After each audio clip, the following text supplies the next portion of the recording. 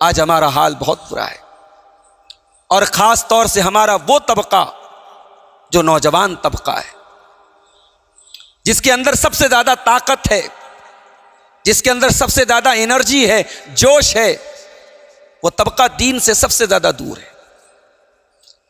اور دین کے نام پر اگر دین سے جڑا بھی ہے تو پھر مسئلہ یہ بھی ہے کہ وہ کون سے دین سے جڑا ہے۔ سوشل میڈیا کا دور ہے، فیس بک کا دور ہے، یوٹیوب کا دور ہے، بھات بھات کی بولیاں ہیں، بھات بھات کے علماء ہیں، اسکالر ہیں، اس کو جس کی بات اچھی لگی، یہ تو بھائی ویرائٹی، اس کو تو ویرائٹی چاہیے۔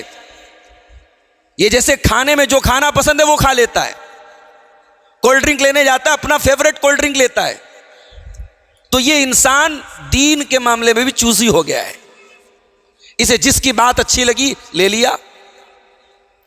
اہل حدیث نوجوانوں کے اسٹیٹس پر آج صحابہ کو گالی دینے والے لوگوں کی تقریریں چل رہی ہیں۔ اہل حدیث گھر کی عورتیں ایسی تقریریں جس میں ساس بہو کے بارے میں، فیملی کے بارے میں کوئی اچھی بات کہی گئی ہو، ایسے عالم کی اور ایسے اسکالر کی جو صحابہ کا دشمن ہے، جو صحابہ کو گالیاں دیتا ہے، ایسے عالم یا ایسے اسکالر یا ایسے دائی یا ایسے اسپیکر کی تقریر اہل حدیث گھروں کی عورتیں لگا رہی ہیں اپنے اسٹیٹس پر۔ یہ افسوس کی بات نہیں ہے؟ اگر اس موبائل نے آج ہم کو اس لیول تک پہنچا دیا ہے تو بند کر دینا چاہیے موبائل۔ یہ سوشل میڈیا اگر ہمیں علم حاصل کرنے کی راہیں اگر اس نے ہمارے لیے آسان کی ہے تو گمراہی کو بھی بہت آسان کر دیا ہے میرے بھائی۔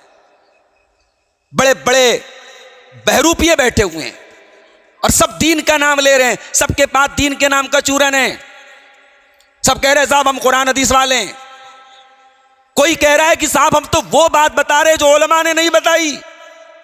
اچھا بھائی، ایسی کون سی بات ہے جو علماء نے نہیں بتائی اور آج کا یہ جھوٹ بھیا بتا رہا ہے؟ بھائی نبی کی حدیث ہے نا، اللہ کے نبی نے فرمایا لا تزال طائفۃ من امتی ظاہرین علی الحق، میری امت میں ایک جماعت ایسی ہمیشہ رہے گی۔ لا تزالو، عربی زبان میں لا تزالو یہ کسی چیز کے فار ایور، ہمیشہ رہنے کے لیے لایا جاتا ہے، یعنی ہر دور میں وہ جماعت رہے گی۔ اب یہ اگر آج 2024 میں 2023 میں کوئی آگے کہتا ہے میں وہ بات بتا رہا ہوں جو اب تک علماء نے نہیں بتائی، اس کا مطلب کہ پچھلے 100 سال تک وہ جماعت نہیں تھی، وہ لوگ نہیں تھے جو حق پر چلنے والے تھے۔ یہ آیا ہے 2024 میں یہ بتا رہا ہے کہ میں حق پر ہوں۔ تو میرے بھائیوں، دین سے ہمارا نوجوان جڑ بھی رہا ہے، غلط پلیٹ فارم پر جڑ رہا ہے۔ کتنے نوجوان ہیں ان کی زندگی میں نہ دینداری ہے، نہ نماز ہے، نہ تقویٰ ہے، وہ بیٹھ کر کے ڈسکس کر رہے ہیں صاحب حضرت علی حضرت معاویہ میں جنگ ہوئی، کون حق پر تھا؟ ارے بھائی تو ہے کون؟ تیری اوقات کیا ہے؟ تو بیٹھ کر کے طے کر رہا ہے کہ صحابہ میں کون صحیح تھا کون غلط تھا؟ میں ایک بات جانتا ہوں، صحابہ کے درمیان اختلاف ہوا، مگر وہ اختلاف، اس اختلاف میں ہم شامل نہیں ہوئے۔ جب ہم شامل نہیں ہوئے تو نہ ہم 3 میں ہیں نہ 13 میں، ہم ان کا اختلاف اللہ کے حوالے کرتے ہیں۔ ہمیں یہ ڈیسائیڈ کرنے کا ادھیکار ہی نہیں ہے کون صحیح تھا کون غلط تھا۔ ہم اتنا جانتے ہیں کہ ہر وہ انسان جس نے ایمان کی حالت میں جناب محمد رسول اللہ صلی اللہ علیہ وسلم کا دیدار کیا، آپ سے ملاقات کی، آپ کی صحبت کا فیض اٹھایا اور ایمان کی حالت میں اس کا انتقال ہوا، وہ صحابی ہے۔ اور جتنے صحابہ ہیں، قرآن کہتا ہے کُلًّا وعد اللہ الحسنی، ہر صحابی سے جنت کا وعدہ ہے۔ بھئی قرآن کے فتوے سے بڑا تو کوئی فتویٰ نہیں نا، قرآن کہہ رہا ہے کہ ہر صحابی جنتی ہے۔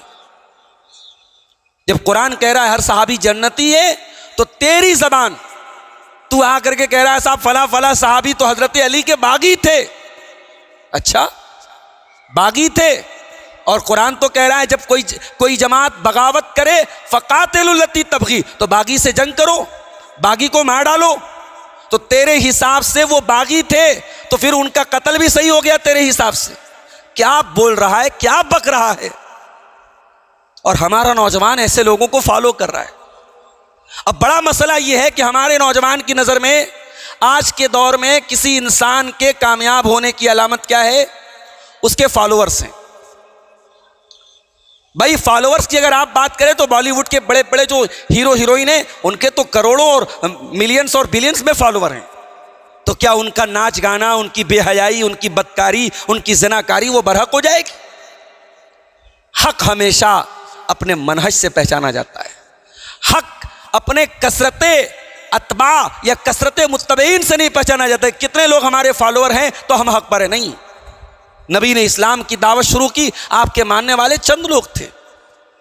ابراہیم علیہ السلام نے توحید کی دعوت دی، اکیلے تھے. ایک وہ ایمان لایا، ایک ان کی بیوی ایمان لائی، ایک ان کا بھتیجا ایمان لایا. لوط علیہ السلام کی اپنی بیوی ان کے اوپر ایمان نہیں لائی. نوح علیہ السلام کا بیٹا ایمان نہیں لایا. تو ہمیں کتنے لوگ فالو کرتے ہیں یہ میٹر نہیں کرتا. ہماری دعوت کیا ہے، ہمارا منہج کیا ہے، ہمارا عقیدہ کیا ہے، یہ بہت بڑی چیز ہے میرے بھائی. ہمارے نوجوانوں میں ایک مسئلہ اور ہے، بڑی تیزی سے الحاد پھیل رہا ہے. کتنے نوجوان ہیں پڑھے لکھے ہیں ماشاءاللہ، کالج میں پڑھتے ہیں، یونیورسٹی میں پڑھتے ہیں، انگلش میڈیم سے انہوں نے پڑھا ہے، ان کو اسلام کی باتیں دقیانوس لگتی ہیں.